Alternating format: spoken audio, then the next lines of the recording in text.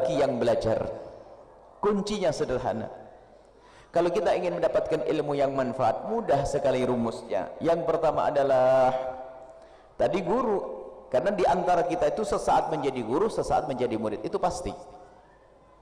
Anda pulang akan menjadi guru bagi anak-anak Anda di rumah, atau mungkin di madrasah Anda.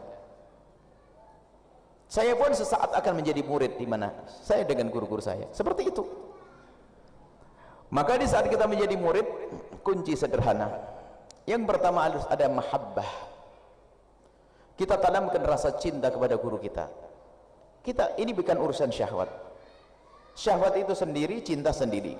Jangan digabungkan. Seolah-olah kalau bicara cinta itu langsung babnya syahwat. Karena kita sudah terbiasa bicarakan cinta anak muda yang dibarengi dengan syahwat. Syahwat bisa terjadi tanpa cinta. Na'udzubillah, orang yang mengumbar syahwat, lihat melayani orang-orang dengan zina, dia tidak ada cinta. Syahwat besok lepas. Bahkan berpisah pun tidak pernah ada menangis. Na'udzubillah, bezina, semoga Allah mengampuni dan berikan hidayah. Tapi makna mahabbah ini kepada orang tua, cinta. Kepada guru, cinta. Lah, cinta ini adalah tidak bisa diungkapkan dengan lisan kita, tetapi ada tanda-tanda. Kalau kita ingin mendapatkan ilmu yang manfaat, kalau tadi guru pandangannya benar, tapi sebagai seorang murid kita harus benar cara pandang kita dengan guru. Yang pertama harus ada mahabbah, cinta kepada guru. Dan cinta kepada guru ditandai dengan yang pertama, sering mendoakan mereka. Kalau ada murid mendoakan guru bukan kepentingan guru. Karena guru Anda, kalaupun Anda tidak mendoakan malaikat semuanya dan semua penghuni laut mendoakan dia. Guru Anda, kalaupun Anda tidak mendoakan beliau, maka ketahuilah malaikat semuanya dan penghuni laut mendoakan beliau. Tapi seorang murid mendoakan guru, ini kepentingan seorang murid untuk menurunkan ilmu dan keberkahan.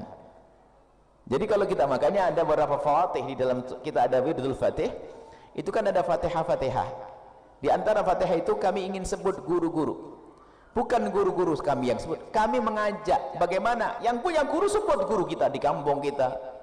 Apakah setiap habis sholat atau sisihkan waktu di tengah malam mungkin setengah jam menyebut nama-nama guru-guru kita. Bukan ya Allah berikan kebaikan pada guru saya sendiri, belum cukup sampai di situ. Harus hadir di hati kita nama guru yang telah berjasa kepada kita, yang mengajari kita. Ya Allah berikan kebaikan kepada si fulan itu, ya Allah guru yang itu, ya Allah. Di saat kita mendoakan guru kita, itulah menurunkan ilmu yang penuh berkah dan ilmu yang manfaat. Sambung kepada guru ini ditandai dengan mendoakan.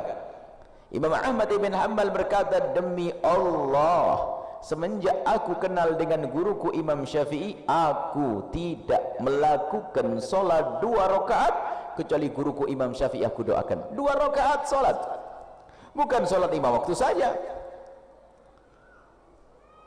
Nah di sini kenapa kok ada seorang murid lebih hebat dari gurunya? Bukankah ilmunya dari guru? Sirrul ikhlas, ketulusan seorang murid tadi kepada gurunya. Disabdakan oleh Nabi, rubba muballaghin awla minas sami. Muballah adalah seorang guru, sami murid. Rubba muballahin awla minas sami. Muballah adalah murid, sami guru. Sami mendengar dari Nabi, muballah mendengar dari orang yang mendengar dari Nabi. Rubba muballaghin, alangkah banyaknya seorang murid lebih faham daripada sang guru. Gurunya mah pas-pasan, guru di kampung ikhlas, ngajarnya pun fikih begitu, mabadi, kemudian fikihnya fikih safinah, ngajarnya itu saja. Cuman karena muridnya sangat tulus kepada gurunya, Allah akan berikan ilmu sehingga dia menjadi orang lebih alim daripada sang guru. Nah ini kuncinya di situ. Gurunya punya ilmu 5, murid bisa punya ilmu 10 karena ketulusan hati. Disinilah yang perlu dihadirkan. Dan kemanfaat ada sifatnya zahir dan batin. Batin yang menjadikan kita khusyuk. Jadi untuk berguru yang pertama harus ada mahabbah dengan guru, yaitu tandai kita mendoakan, doakan. Guru kita mendoakan guru itu penting. Kepentingan kita bukan kepentingan sang guru. Jangan salah. Mungkin itu yang terpenting. Di antaranya, ya. Yang kedua adalah biasalah menyebut kebaikan sang guru. Karena kebaikan itu kalau kita angkat akan didengar oleh orang lain. Kita berguru kepada satu orang, lalu kita menyebut kebaikan guru kita akan didengar oleh kawan-kawan kita. Kawan kita semakin cinta. Karena kita menjadikan kawan kita cinta kepada guru, Allah akan berikan kepada kita kecintaan, mahabbah kepada guru. Tapi itu sang murid perusak. Kalau sudah menemukan kesalahan sang guru, langsung diekspos, diberitakan. Akhirnya guru itu menjadi dipandang jelek oleh sang murid. Ketahuilah yang rusak murid itu sendiri. Guru kita manusia, tentu akan ada kesalahan. Mana yang tidak punya salah? Tidak ada yang tidak bersalah kecuali baginda Nabi. Semua manusia melakukan kesalahan. Lalu kalau kita dengan guru kita hanya mencari kesalahan kita, wah, ketahuilah kita akan sengsara. Kalau kita mencari guru yang tidak bersalah sampai mati, kita tidak punya guru.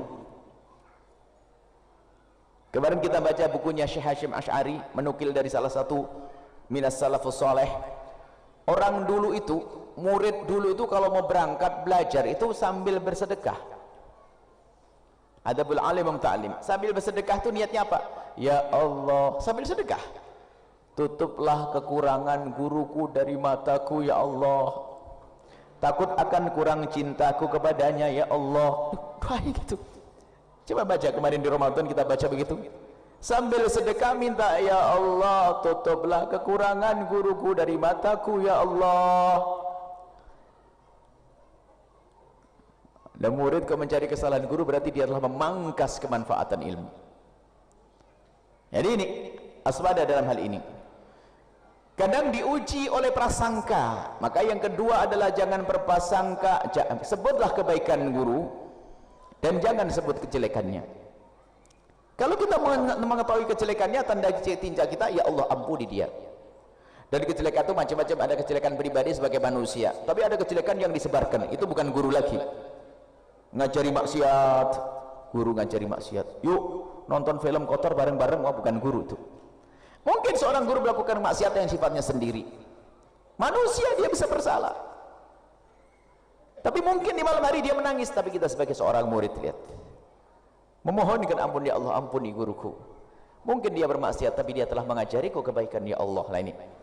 Jadi mahabbah itu ditandai cinta kepada guru, ditandai dengan mendoakan. Yang kedua menyebut kebaikannya, jangan biasa menyebut kejelekannya.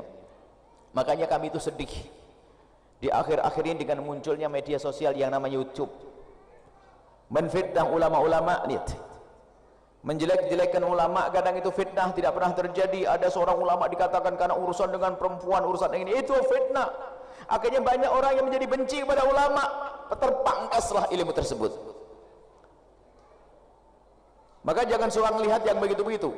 Kalau ada video-video berkomentar tentang ustadz atau ulama, tutup saja sudah.